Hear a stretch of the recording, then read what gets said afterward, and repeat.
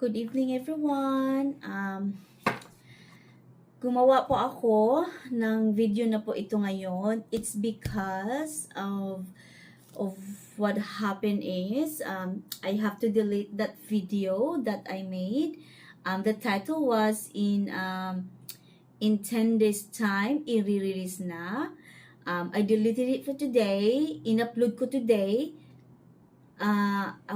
I think that was today or yesterday. I wasn't too sure. Basta in-upload ko na yun. And I received an email from YouTube na sinabihan ako na ipa-delete ko na lang daw yung readings na yun. Kasi there is a picture there, an image na hubad daw. So, I have to do it. I have to delete it in a hurry. So, kung sino mang nakapanood doon, mga subscribers ko, I am so sorry. I have to delete that one.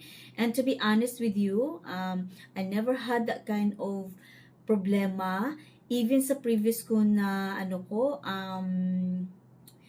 channel ko po, I never had a problem with that po. Tapos, ngayon lang po, for some reason, ngayon lang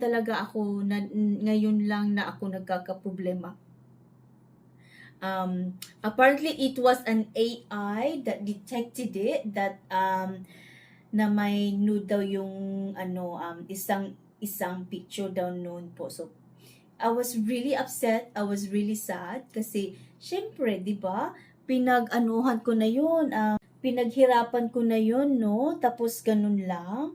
So I have no really choice na ma-delete ko 'yun. So pasensya na po, and I have a new readings naman po na in-upload ko po. So, hopefully, makakabawi po ako sa inyo.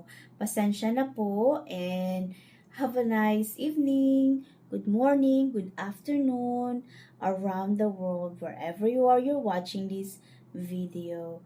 And pasensya na po, and thanks for your understanding. Thank you for listening, and bye! See you in my next reading.